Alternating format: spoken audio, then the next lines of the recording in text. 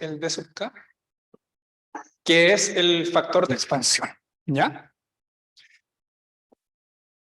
Se han hecho técnicas, se quiere hacer cosas que tienen que ver con o sea, lo que se hace en el fondo es ver la cercanía del estimador, ¿verdad? Con el poblacional, basado en características, hay distancias, hay distintos tipos de distancia, entonces hay una optimización de las distancias y se elige la mejor, ¿ya? La que ocupa el INE es una que, si mal no recuerdo, se llama la metodología por ranking, ¿ya? Que ocupa en el fondo una distancia de entropía. Bien, hay estas distancias por ahí, bueno, ustedes pueden ver el documento, están todas ahí caracterizadas y la que ocupa es la de la entropía. Bien, ¿cuál es el impacto? ¿Ya? ¿O cuáles son los resultados, perdón? Fíjense en lo siguiente, cuando yo hago la extrapolación de los datos originales, aquí fíjese que Cassen dice, mire, esto es lo que pasa con los datos originales, esto es lo que pasa con los corregidos por la no respuesta, y esta es la variación entre ellos.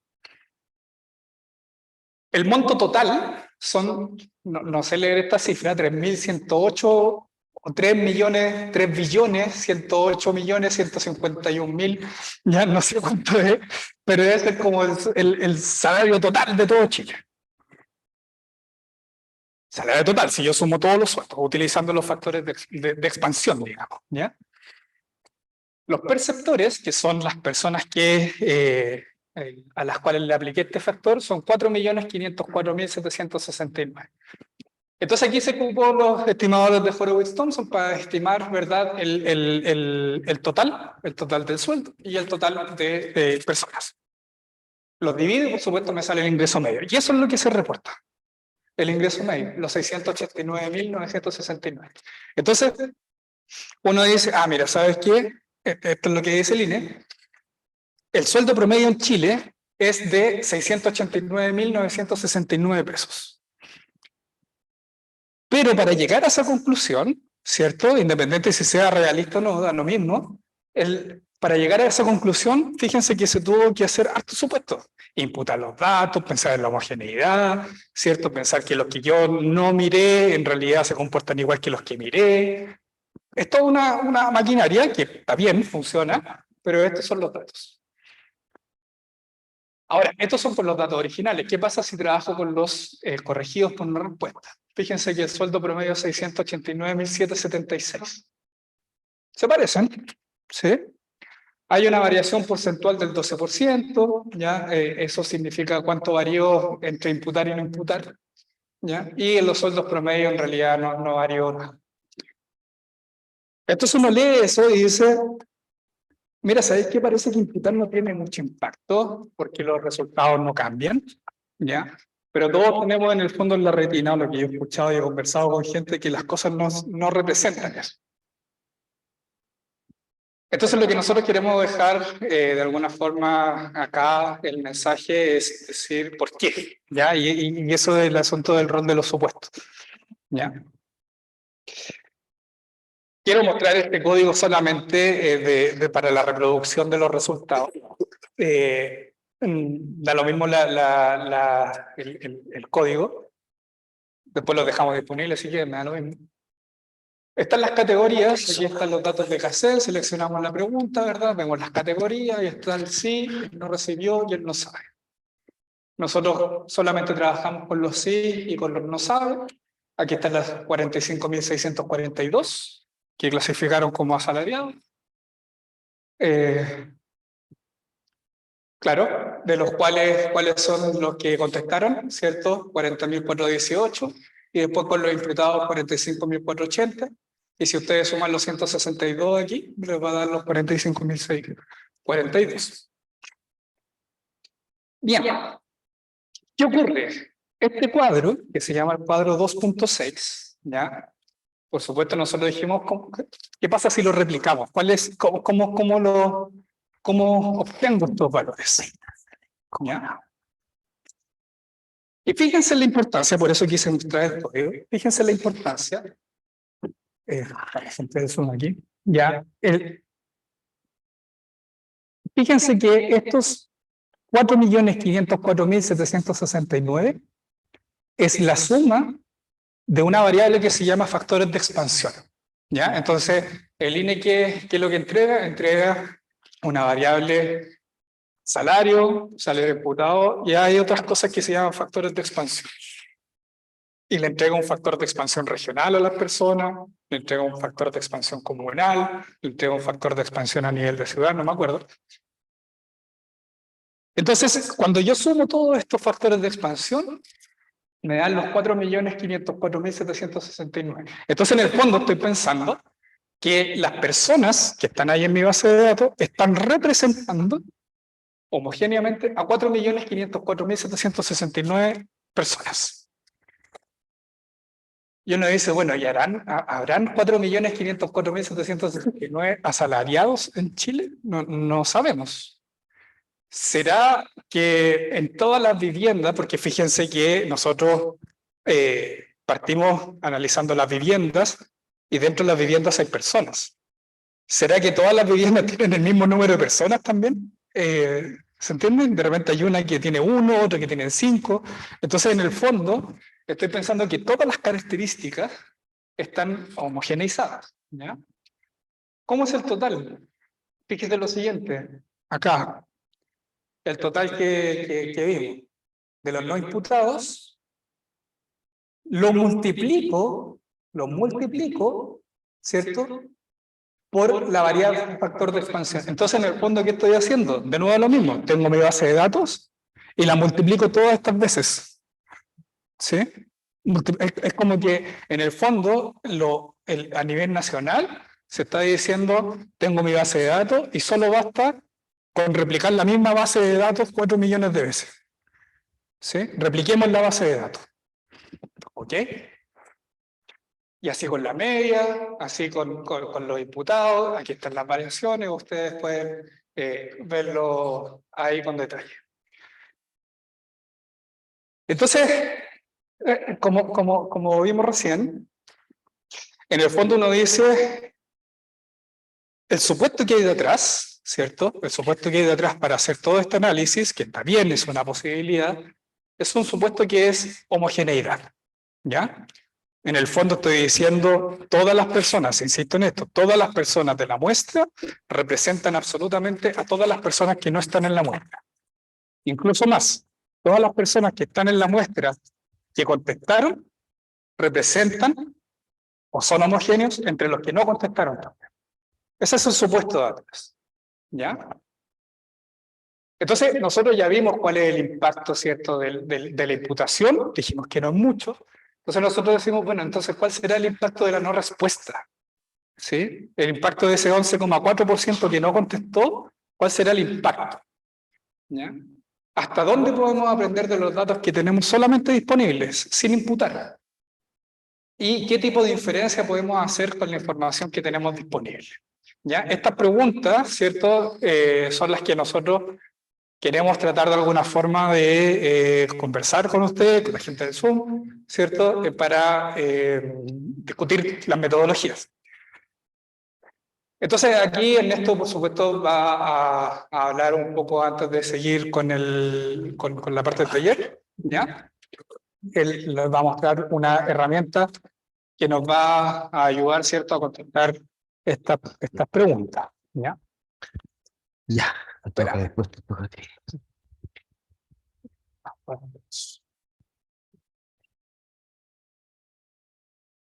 Vaya, pues. Ahí. Ya, voy a.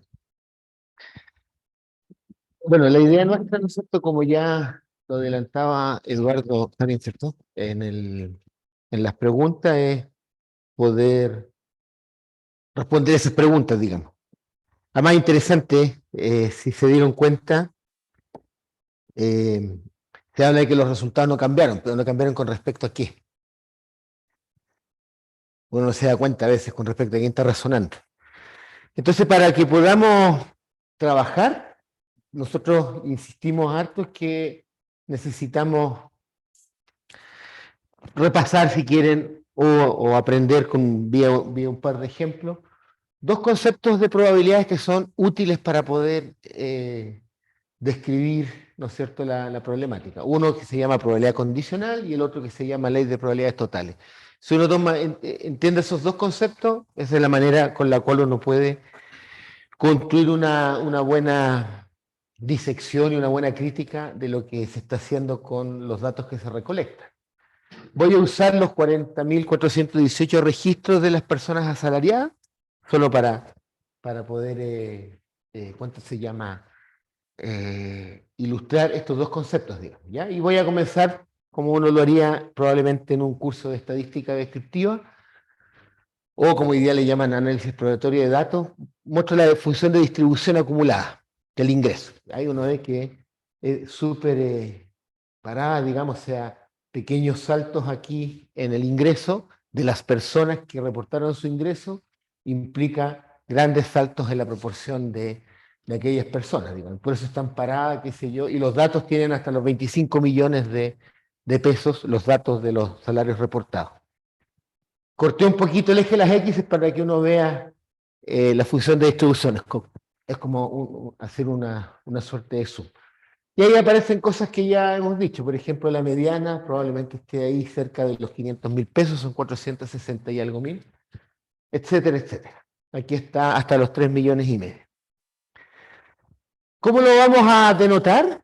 Simplemente nosotros vamos a decir, vamos a trabajar con un espacio donde están las etiquetas, ¿ya? Y nosotros creemos que la teoría del muestreo debería preocuparse de construir un espacio muestral en lugar de preocuparse de elegir muestras, porque hay una trampa en la literatura a nuestro modo de ver. Entonces nosotros vamos a partir con, le voy a llamar omega, el conjunto de las etiquetas, cada uno de los asalariados que reportó su salario. Por lo tanto, el cardinal son 40.418, y voy a llamar Y una función, ¿no es cierto?, que la voy a evaluar en cada etiqueta y el resultado va a ser el salario que la persona reportó, y voy a escribir así la distribución, para los que sabemos o no, digamos, la notación estándar, la función de distribución de el salario. Y fíjense que esta función lo que hace es clasificar a las personas. Por supuesto, yo clasifico todos los que ganan 1.000 pesos, 2.000 pesos, etcétera, etcétera. Típicamente estas funciones le llamamos variables aleatorias, y pongo eso porque pues, es la jerga estándar, pero no hay nada detrás de la palabra aleatorio, salvo las ilusiones que uno quiera ver nomás. Y ahí está la clasificación, ¿ven? Yo puse el histograma hasta los 4 millones de pesos.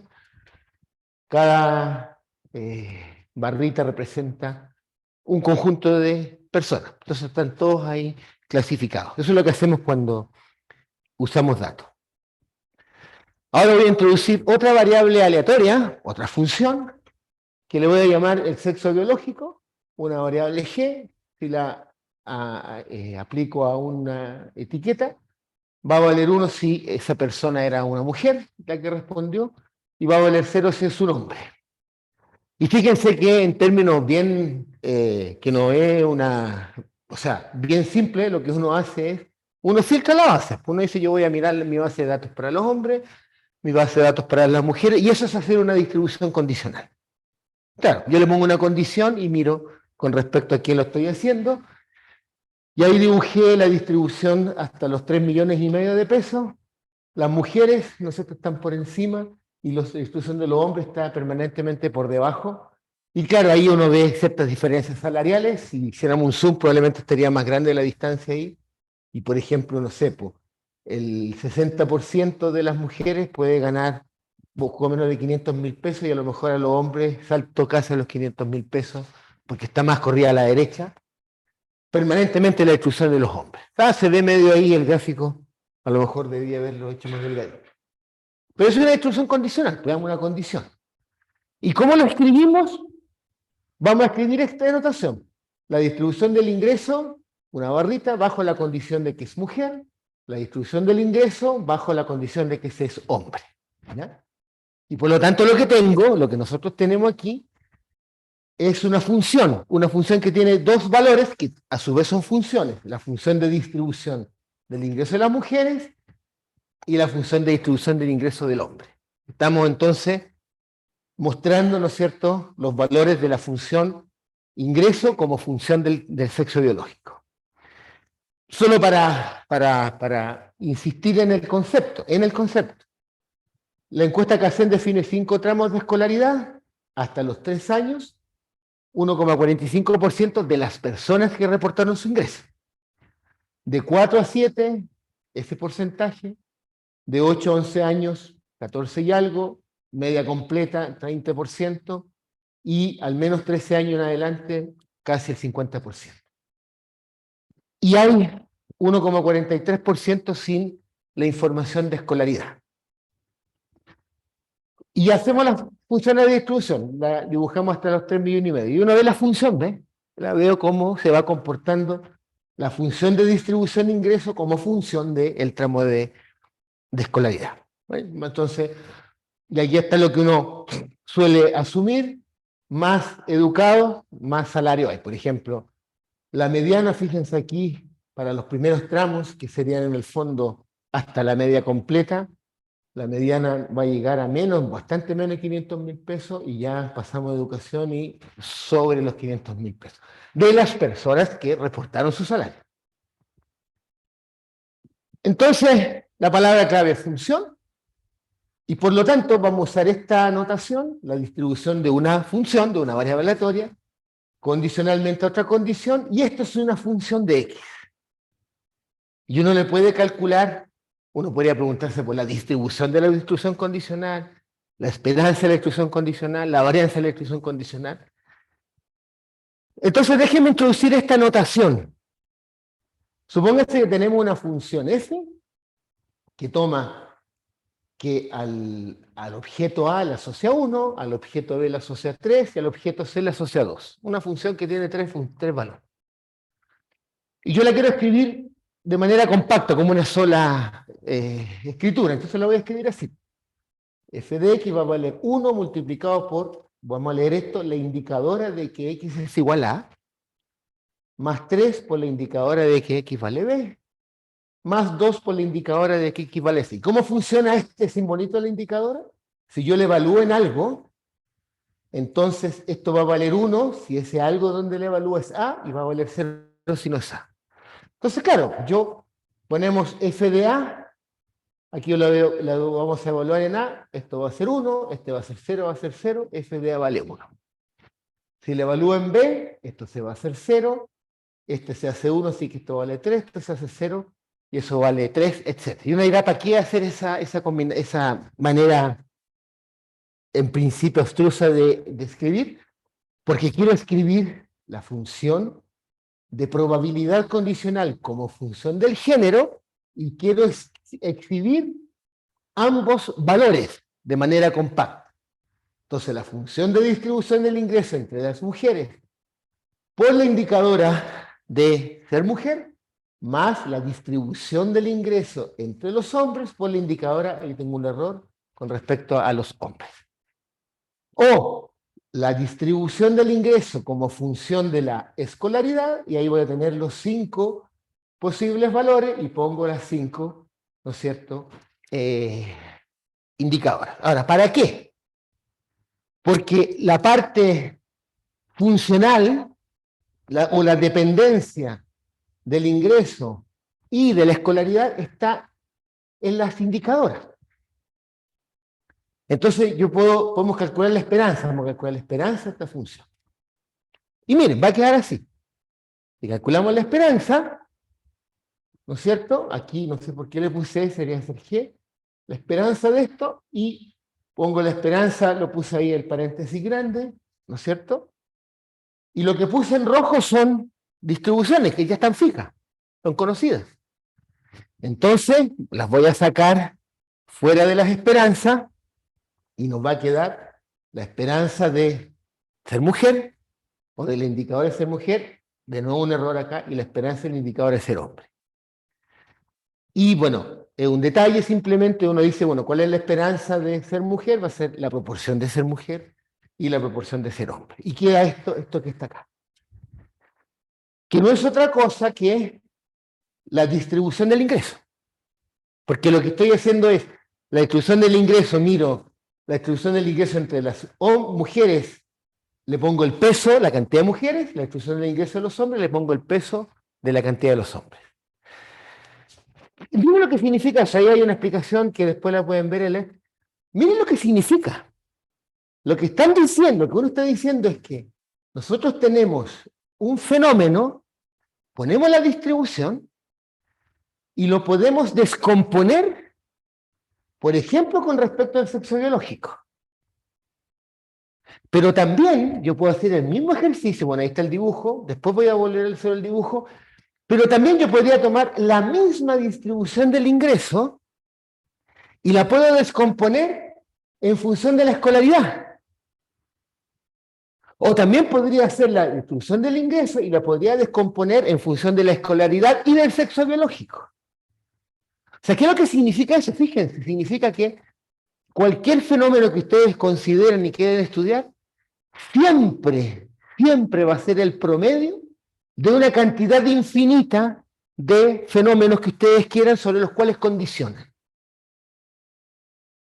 Y eso sí que es fantástico, porque en el fondo lo que uno está haciendo es decir, ok, entonces, con respecto a quién condiciono, y te usemos la palabra que quieran, porque con respecto a aquello sobre lo cual uno está iterando, con respecto a lo cual yo quiero explicar el fenómeno que estoy observando. Entonces hay una ambigüedad intrínseca, porque yo puedo explicar un fenómeno marginal, que le vamos a llamar a esto, de infinitas maneras. Por eso es que los datos no hablan solos. Si uno quiere solamente los datos, me quedo con el fenómeno marginal. Si lo quiero explicar, lo voy a iterar con respecto a algo. Esa es la profundidad del teorema de probabilidades totales, que nos va a servir, ¿no es cierto?, para lo que viene. Y entonces, con esto termino. Aquí están las distribuciones del ingreso, y esta que puse acá sería justamente la marginal, o sea, la combinación de todo, que no es otra cosa que la distribución del ingreso original. Y uno alrededor de esta puede poner todas las que quiera. ¿Ven? Bueno, esa herramienta la vamos a usar para lo que viene. Así que dejo a Eduardo que continúe. Ya. Me voy a poner acá. Ya.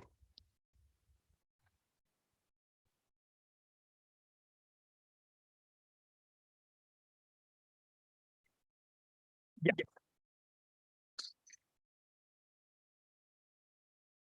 Esa herramienta que introdujo en esto nos va a servir para entender el problema ¿ya? Que hay detrás de todos los supuestos. ¿Y por qué insistir en los supuestos, digamos? ¿Ya? Quiero partir diciendo esto, ¿cierto? Nuestro problema es que queremos aprender de un fenómeno a nivel global, a nivel país, ¿sí? Pero solo contamos con información de lo que observamos, o sea, de una muestra. Ese es como el problema general, ¿ya? Por ejemplo, en el ejemplo de la CACEN, ¿cierto? Queremos aprender sobre el salario de los chilenos y chilenas, pero solo podemos aprender sobre el salario de los chilenos y chilenas que contestaron la encuesta. Y por supuesto que lo que queremos aprender es totalmente distinto a lo que podemos aprender, ¿sí? Porque lo que queremos es así, lo que podemos es así. Por lo tanto, es distinto. En la jerga estadística, digamos, esta diferencia que existe entre estas dos cosas, nosotros la denominamos problema de identificación, ¿ya?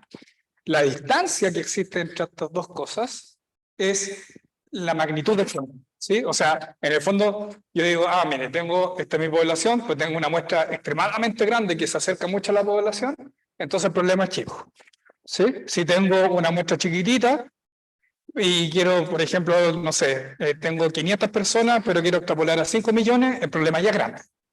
¿Sí? Un ejemplo solamente, estas son las cifras de la Biblioteca del Congreso Nacional, ¿cierto? Son cifras oficiales de la CACEN.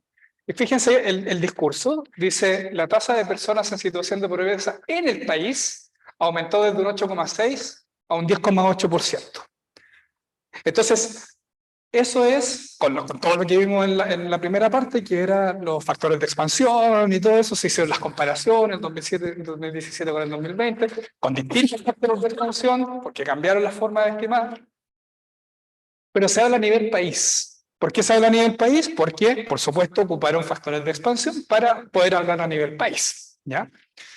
Pero esa es una opción, ¿bien?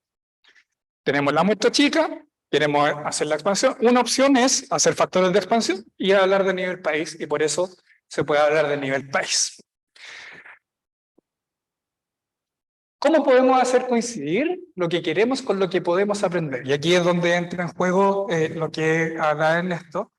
Utilizando el teorema de probabilidades totales, lo que queremos aprender, ¿ya?, es una combinación, ¿cierto?, de lo que podemos y lo que no podemos aprender.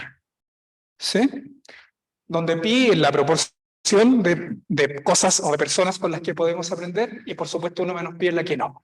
Entonces fíjese que tenemos una combinación convexa, ¿cierto? ¿Cuál es el supuesto que usa Casem? Es el supuesto, y que no es solo Casem, sino que es el supuesto que se utiliza habitualmente, es que lo que yo no conozco se comporta de la misma forma a lo que sí conozco. ¿Sí?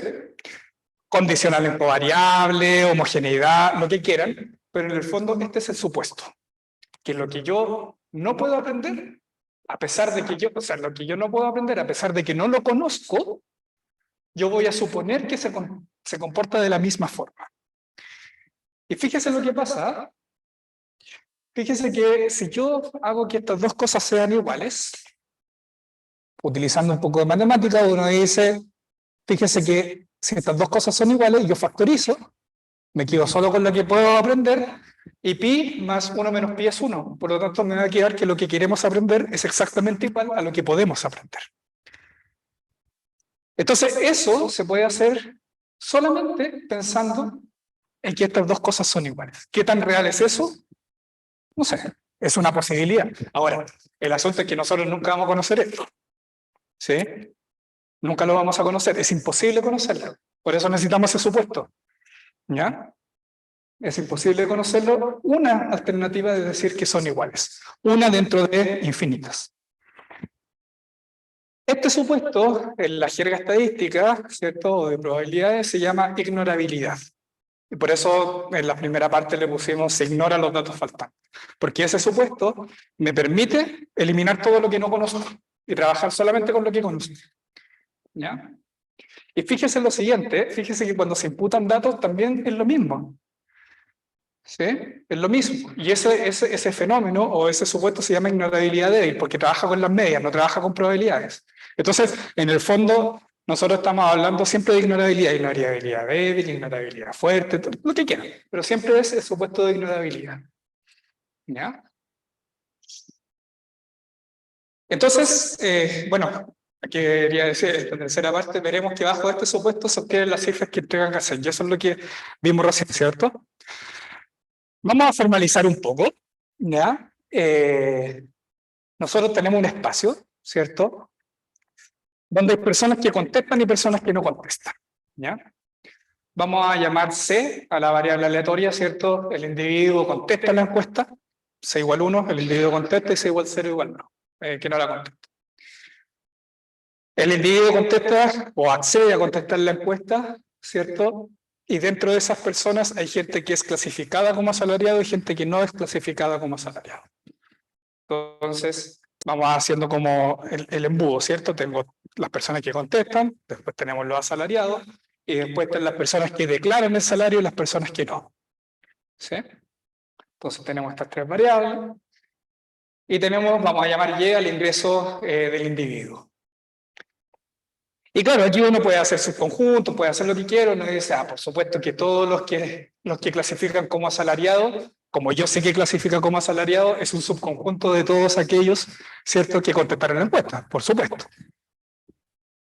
Aquellos que me reportaron el salario, por supuesto que es un subconjunto, ¿cierto?, de aquellos que son asalariados y que contestaron la encuesta, ¿sí?, que accedieron a contestar la encuesta.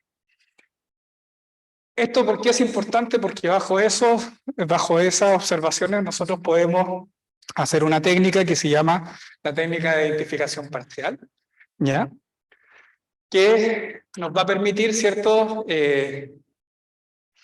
A ver, como lo que dije en un principio, esto es no identificado, entonces lo que se trata de hacer es identificarlo. ¿Sí? Estos supuestos de ignorabilidad lo que me permiten es identificar, como se dice en la jerga, puntualmente. Fíjense que tenemos un punto, tenemos una media, tenemos un total, puntualmente. ¿Por qué? ¿Por qué me permite identificar puntualmente? Porque estoy asumiendo que estas dos cosas son iguales. ¿Ya? Eso me permite identificar puntualmente lo que nosotros necesitamos. ¿Qué es lo que podemos identificar realmente? Podemos identificar la probabilidad de ser asalariado dentro de los que contestaron. Eso por supuesto que lo puedo identificar. Que corresponde a un 24,6% de las personas. De todos los que contestaron, el 24,6%, ¿cierto?, clasifica como asalariado.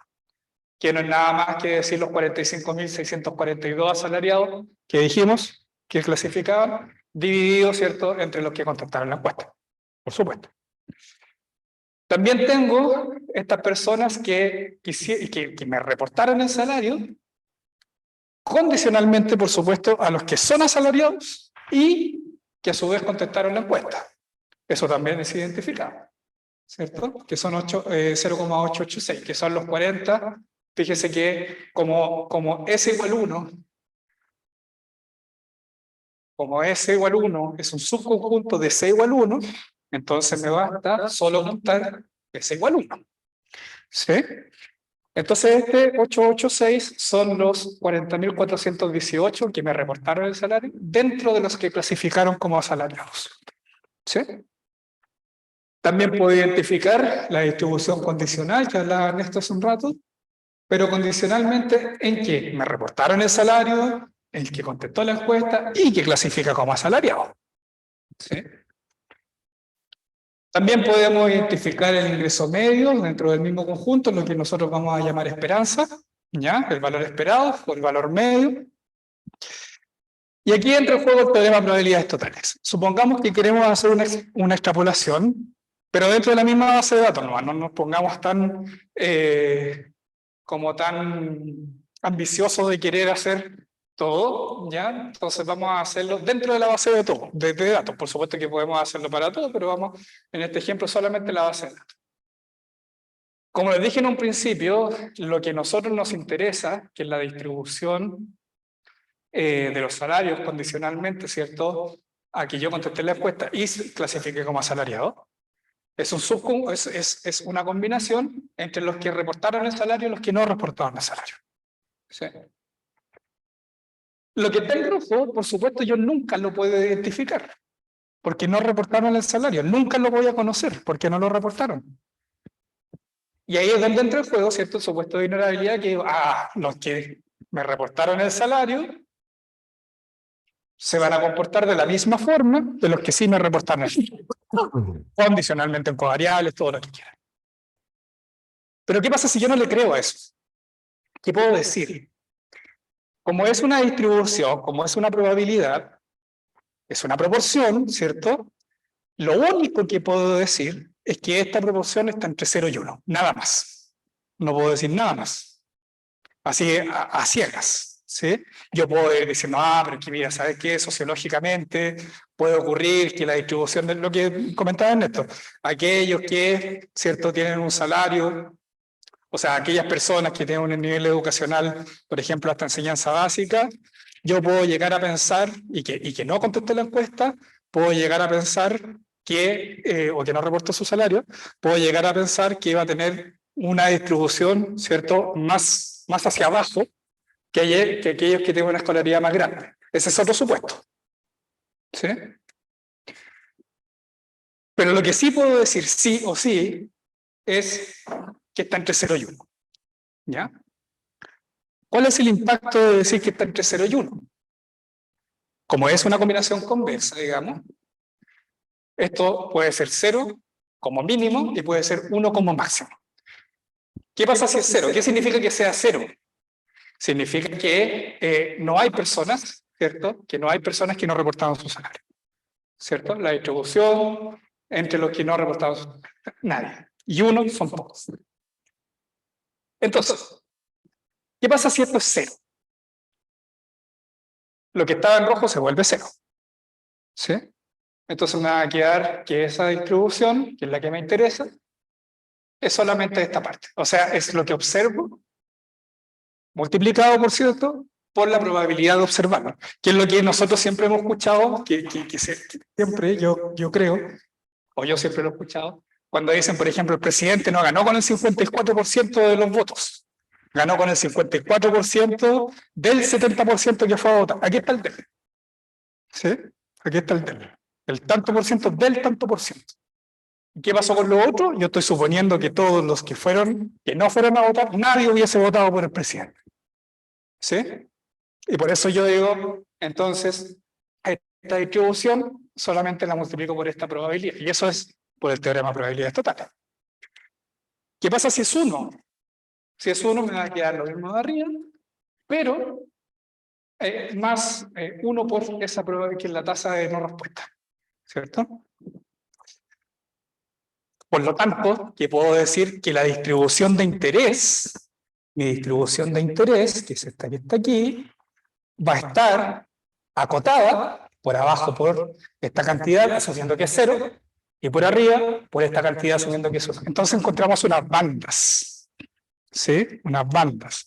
Y fíjese que esas bandas, ¿cuál es la gracia de decir que está entre 0 y 1? Nada se puede escapar de ahí. Nada, absolutamente nada, porque eso es la máxima incertidumbre que tenemos, entre 0 y 1, entre todos y nada, o entre nada y todo. ¿Qué tan ancha es la banda? El ancho de un intervalo, por supuesto, del máximo menos el mínimo. Si yo hago la resta del máximo con el mínimo, fíjese que estas dos cantidades son iguales, ¿sí? En el mínimo y el máximo estas cantidades son iguales y sobrevive solamente esta proporción. La proporción de personas que no contestaron. Y es lo que comenzábamos adelante, el problema de identificación se produce o es la magnitud que está dada por esta proporción, entre más personas no contestan el salario, entonces peor va a ser el problema. Entonces el ancho de la banda va a ser proporcional, por supuesto, a qué tan probable es que las personas contesten, me reporten el salario. Entonces aquí nosotros tenemos, ¿cierto? Las bandas en azul por abajo, en rojo por encima, que nosotros le llamamos lower y upper bound. Y fíjese que está en negro la observada, que por supuesto está entre medio. ¿Sí? Por supuesto está entre medio. Y la verde es la imputada. Entonces, en el fondo lo que está dentro es la negra y la verde, ¿cierto? Es la original, la imputada, entonces está bajo el supuesto de vulnerabilidad. Fíjese que es un escenario posible, porque está dentro de las bandas. Es un escenario posible. Pero para valores bajos tenemos todo esto. Para valores altos tenemos todo esto.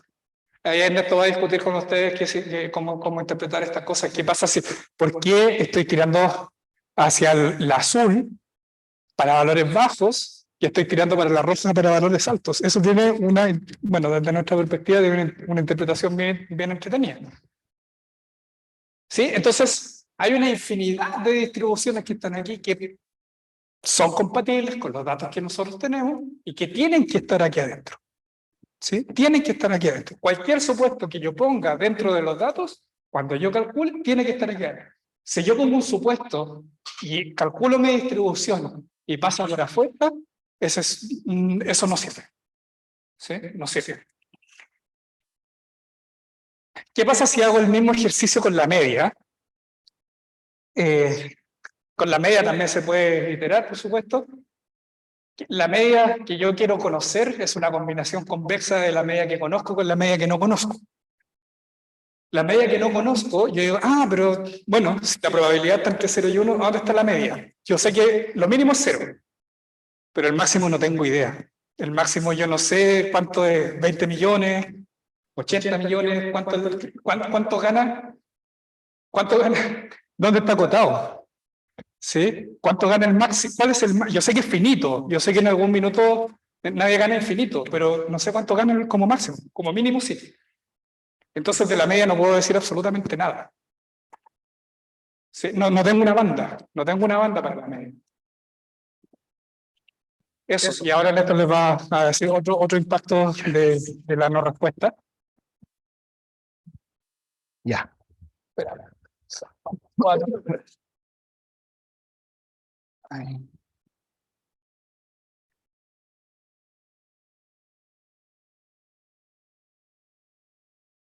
Ese tercer punto lo voy a ver porque estaba pensando, creo que... Pero bueno, ahora la idea es poder discutir qué es lo que ocurre. Déjenme subir esto. No. Ahí. ¿Qué es lo que ocurre con... no sé qué dice. Yo tampoco. La función compartir pantalla está en pausa.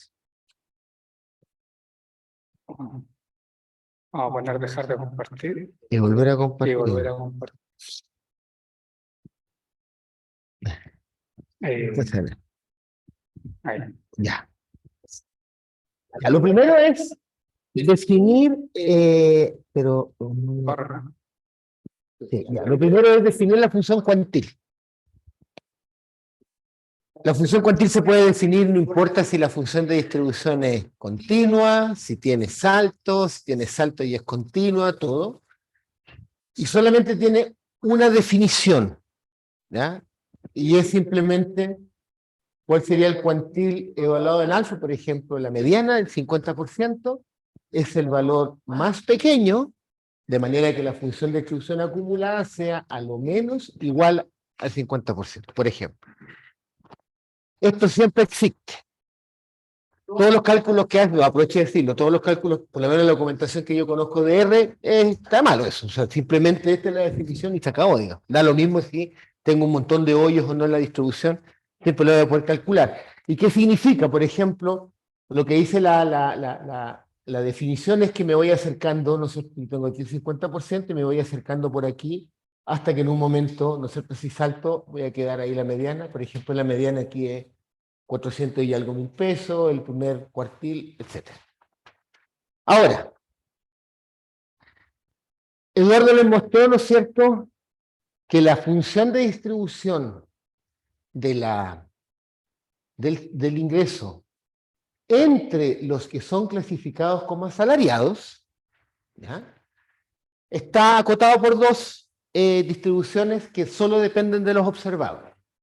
La que tengo aquí, ¿no es cierto?, que grosso modo sería la distribución del ingreso y que reportó su salario entre los asalariados, y luego le sumamos, ¿no es cierto?, lo que podríamos llamar también la censura o la cantidad de personas que no quiso reportar su salario entre los asalariados. Y para poder reportar cuantiles, nosotros quisiéramos la distribución cuantil de la... quisiéramos la función cuantil de la distribución de los asalariados, entre los que contestaron la encuesta, además. Pero está claro que si yo no identifico esto, no voy a identificar esto. Sin embargo, si esta distribución, que es nuestro interés en este momento, está acotado, está entre medio de estas dos distribuciones, entonces, de alguna manera, esto va a tener que estar relacionado con la distribución de aquellos que respondieron. ¿Ya? O que respondieron reportando su salario. Y uno puede probar, ahí con Jorge González está el argumento en ese artículo, uno puede probar que la función cuantil con respecto a los asalariados queda acotado por arriba y por abajo por la función cuantil de los asalariados que reportaron su ingreso. Y miren, si yo tengo el cuantil alfa, miren los argumentos de la cota inferior y la cota superior. Fíjense, aparece, en primer lugar, va a aparecer la proporción de los que no reportaron el salario y la proporción de los que reportaron el salario. Pero fíjense además, uno sabe que la función cuantil está definida de 0 en adelante. Por lo tanto, acá, si nosotros ponemos un alfa que sea menor que la proporción de los que no reportaron el salario, este cuantil le va a quedar simplemente en el valor más pequeño de la distribución de los salarios de los que reportaron el salario, que en el caso de la encuesta que hacen son 2.500 pesos. Y si ponemos aquí un alfa, de manera que este cociente sea mayor que 1, es decir, un alfa que sea mayor que la proporción de los que reportaron el salario, entonces este cuantil se va a pegar en el máximo de los salarios de los asalariados que reportaron su valor.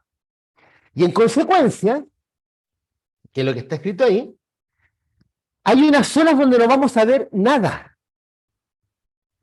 Entonces, por ejemplo, si tenemos que la proporción de los que no reportan el ingreso es más chica que los que reportan el ingreso, solamente vamos a poder ver cuantiles entre esos dos valores. En el caso de la CACEN, 11% y 88%. Más arriba no veo nada, no se ve nada. Más abajo no se ve nada. Si fuera al revés, en algunas encuestas podría ocurrir que la proporción de información faltante sea más grande que la información observada, no voy a ver nada aquí en medio. Y solamente voy a ver cosas más abajo de la proporción de los que reporten información y más arriba de los que no reportan información. Aplicado a los datos de la CACEN, miren lo que pasa. Aquí está la función cuantil con la imputación usando ignorabilidad. Ignorabilidad débil, da lo mismo. Aquí tenemos la función cuantil que nos interesa, es decir, de la distribución del salario entre los asalariados. Vamos a tener la cota inferior y la cota superior. Y vamos a poner todos estos cuantiles. Y vamos a poner acá especial interés en el 11% de los que no quiso revelar su salario, el 88% de los que sí los quiso. Miren, de aquí para abajo se supone que no ve nada. Siempre me quedo pegado en la cota inferior en 1.200 pesos. Y la cota superior va cambiando, 170.000, 250.000, 265.000. Luego, del 11% hasta el 88%, pusimos algunos ejemplos. Miren, las cotas son entre 300 y 320.000, la mediana entre 400 y 480.000, etc. Y luego, cuando llegamos al 88%, me voy a quedar pegado arriba. Me quedo pegado arriba en los 25 millones. Y la cota inferior, 1.100.000, 1.200.000, etc. Cada uno de los valores oficiales tiene que estar adentro de estos intervalos. Y está. Este está dentro, todos están. Pero miren, en este caso el fenómeno raro, o inquietante más bien. ¿Qué es lo que ocurre? Fíjense que estos cuantiles, miren, antes del 11%, miren, estos valores están más cerca de la cota superior y bastante más lejos de la cota inferior. Y acá, del 88% hacia arriba, estos valores, ¿no es cierto?, hasta llegar al 100%, estos valores están más cerca de la cota inferior que de esta grosera cota superior. Es decir, los datos oficiales nos muestran que las personas que tienen menores ingresos aparecen menos pobres y las personas que tienen mayores ingresos aparecen menos ricas. Pero solo si creemos en la condición de ignorabilidad. Pero si no creemos y queremos saber el impacto que tiene, uno dice, chuta, en realidad, en el primer decil, las personas pueden ganar entre 1.200 pesos y 250.000 pesos. Extrapolando esto, ojo, a los asalariados que respondieron a la encuesta. Fíjense, ahora yo estaba tratando de pensar ahí porque ¿cómo hago esto sobre los asalariados de todo el país? Por eso definimos los conjuntos, ¿no? El conjunto de todos los que responden la encuesta, entonces tengo el complemento, los que no fueron encuestados, así que tengo un C igual a 0 de los que no fueron encuestados, y ahí tengo asalariados, pero no tengo ninguna información, ninguna, para poder hacer una extrapolación a esa población. Y solo sé que haciendo una extrapolación al conjunto de los que son asalariados en la CACEN 2020, aparece este fenómeno extraño, y esta sería la incerteza que están de por medio. Pero no puedo seguir extrapolando, porque simplemente hicieron una encuesta, casas, y luego, u hogares, y luego lo individualizaron. Es bastante curioso, eso no está bien, porque ya. Bueno, solo para terminar, si queréis tú terminar. No. Ya me cansé. Bueno, un par de breves comentarios nomás para terminar. Dos cosas que majaderamente insistimos. No existe la muestra representativa. Porque si yo voy a quiero conocer el salario de los asalariados, el ingreso de los asalariados, entonces yo no sé cuál es el ingreso de los asalariados, por eso hago un muestreo. Así que no puedo tener idea de qué significa ser representativo. En otros documentos hemos mostrado que este término, porque ni siquiera es un concepto de muestra representativa, más bien está asociado a una manera de hablar en relación a las llamadas condiciones de ignorabilidad, o que tienen otros nombres en otras jergas. Se puede llamar variables instrumentales, se puede llamar missing at random, etcétera, etcétera. Es exactamente lo mismo, es mejor escribirla en términos de probabilidades condicionales. Lo único que queremos enfatizar con la técnica es, uno lo podría tomar de dos maneras: mostrar la cantidad de incerteza que está involucrada. Creo que eso haría que los instrumentos gubernamentales que uno usa para tomar datos se pongan, por decir así, se sea menos ambicioso en relación hasta dónde se quiere hacer las extrapolaciones. Eso sería la moraleja. Y en segundo lugar, por esta viñeta, decir que, bueno, que en realidad, si uno tiene conclusiones demasiado fuertes, es porque debe haber algún supuesto demasiado fuerte. Entonces, al menos el ejercicio puede mostrar cuán fuerte es la conclusión en relación a un supuesto determinado cuando yo los debilito en términos lógicos, ¿no es cierto? Yo no hago ningún supuesto y yo muestro ahí la cantidad de incerteza que hay.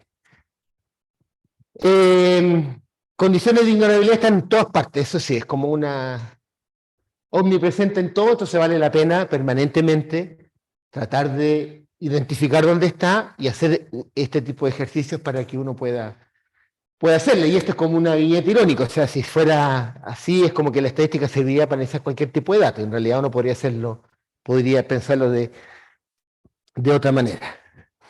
Dos cosas simpáticas. Cuando Mansky introduce en los años 80 o 90, ya no me acuerdo, las técnicas de identificación parcial, que él reconoce que vienen de la antigua econometría, de Frisch de los 40, esa gente, ¿no es cierto? Hausmann le decía, en realidad no, los clientes no quieren intervalos, lo que quieren es un punto. Y Mansky dice, bueno, en realidad, o pensamos que son imbéciles, perdón la expresión, o que no pueden entender un intervalo, o simplemente, o sea, como que uno no cree en la capacidad cognitiva de las personas.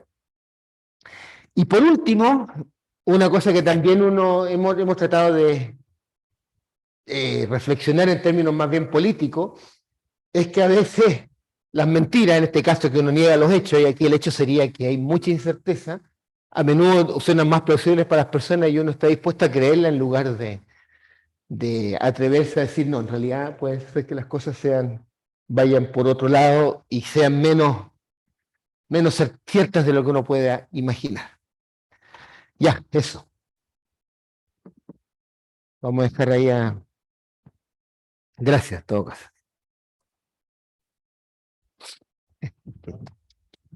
Ah, el diputado. No,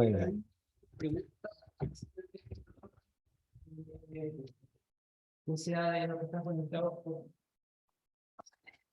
los que están conectados por Zoom, los que están acá. Una pregunta, sí. Sí, es una pregunta. Yo soy estudiador, no soy la matemática, no la entiendo completamente. Pero de hecho, trabajé con ayudantes míos de la FEN sobre la RACEN. Y me interesa un tema puntual. Ustedes están viendo cuán representativa podría ser, digamos, asumiendo esto de supuesto, la datos de salariado, que son los mejores datos que tienen que hacer, porque uno se mete a los datos de ingresos de capital y son ridículos. O sea, la persona más rica en Chile el año 2017 era un dentista de la Serena, para que sacar una idea. Es cosa de mirar nomás los datos y te dice que no es Figuera, sino que el dentista de la Serena. Eso ya que va a ojalá fuera porque no esa capital no lo capta y es otra discusión. Pero la pregunta es, tú puedes hacer ver ver hasta qué punto es creíble esto comparándolo con datos que tienes más sólidos. Por ejemplo, ver las 10 personas más ricas de Chile de acuerdo al ingreso trimestrales. Tú los puedes identificar y puedes ver dónde viven, si viven en regiones, viven en Santiago, ejemplo, esta persona en qué trabajan. Tú puedes saber eso. Entonces tú puedes hacer, por ejemplo, en Perú lo hicieron, pero con ingreso total, ingreso de trabajo. Y las personas más ricas de Perú, los últimos 5 encuestas de hogares, son personas que vivían en el interior de Perú y en casas con suelo de tierra. O sea, es decir, el barrio alto de Lima no aparecía en la encuesta de hogares. No aparecía porque simplemente no respondía a la encuesta. Entonces, eso ya es un ejemplo. Y lo otro, que hay datos que son súper confiables, que son datos de contabilidad nacional, porque están tomados a su vez están tomados de las afiliaciones, cuando uno cotiza, te desaparece todo tu sueldo y que aparece todo el ingreso asalariado del país, la suma que se llama masa salarial. Entonces la masa salarial, tú cuando tú expandes la masa salarial, digamos, de la CACEM, y tú comparas con la masa salarial que te entrega la contabilidad nacional, ¿es parecida? No sé si hicieron ese ejercicio, porque es parecida, si te da la mitad, tenés un problema grave, ¿eh? Sí. Ahora, ingresos de capital es ridículo la que hacen. Ridículo, no capta nada, no capta nada. Pero ingresos de trabajo yo considero que capta bien. Ahora, habría que ver, hacer el ajuste. Si calza con lo que está en la encuesta nacional, pues ya, es creíble, los supuestos son más o menos confiables. Pero si no calza, empezamos a tener problemas automáticamente. ¿Cuánto te dejas fuera? Esos son dos criterios que uno puede usar. ¿Ya? ¿Quiénes son los más ricos? ¿A dónde viven? ¿Verdad? Uno puede identificarlo. ¿Ya? Y lo otro es hacer ajuste con contabilidad nacional. Una cosa es que si pregunto, ¿se la han hecho? Porque de verdad que el resultado lo hicieron para Perú, colegas míos, Gemma del Arco lo hizo para Perú, y es impresionante el resultado, impresionante.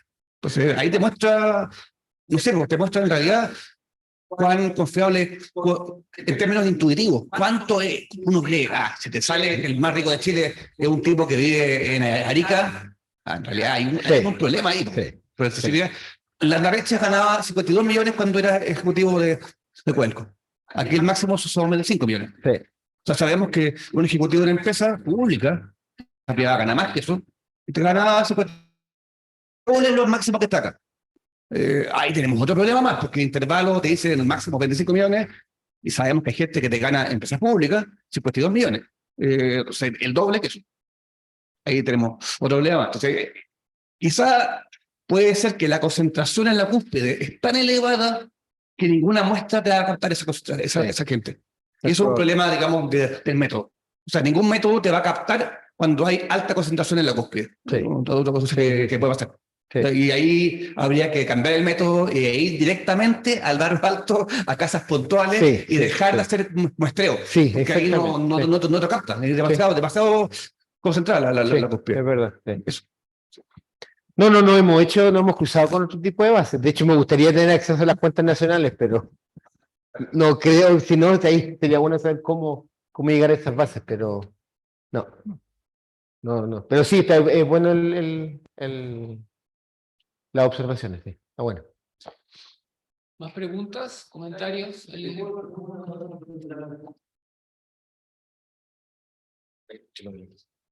Tengo dos consultas respecto a esto. Si uno aumenta la muestra, esto no mejora. O sea, no es que mejore o no mejore, pero como les dije, no depende del tamaño de muestra, depende de cuántas personas te reportan el salario. Claro. Porque depende del ancho. Claro. ¿Cachai? Eso. Y lo otro es que si nosotros, por ejemplo, tomamos el impacto que tiene esto de la no respuesta en la distribución, por ejemplo, de los quintiles de ingreso monetario autónomo, nosotros estaríamos mal imputando la pobreza en general. Por lo tanto, todas las políticas públicas o todos los programas de focalización que tú estáis planificando en la distribución de las platas, por ejemplo, que van definidas para los programas de vivienda, los programas de trabajo, los programas de salud, están siendo mal imputados y en el fondo están siendo subdimensionados. O sea, por eso se llama cuál es el rol de los supuestos, porque en el fondo todo eso, fondos y todo eso, se está yendo por conclusiones que están hechas bajo supuestos que Por supuesto que no son ningún supuesto de Claro. confirmable, pero sí, pues, o sea, tiene harto impacto. O sea, más allá de las cosas numéricas, probabilísticas y todo, es cuál es el impacto en las políticas públicas que se hace justamente con este tipo de análisis. Y lo que hacemos, al final, los más ricos se ven más pobres y los más pobres se ven más ricos. Sí, pues, Sí, o sea, somos más pobres de lo que podríamos pensar que somos pobres. por supuesto. Y hay menos plata definida para las personas que son pobres realmente. Porque siempre lo estáis subdimensionando, tendréis que planificar con el máximo de De la ICPC. claro, claro, Sí, claro. Bueno, vamos a tener que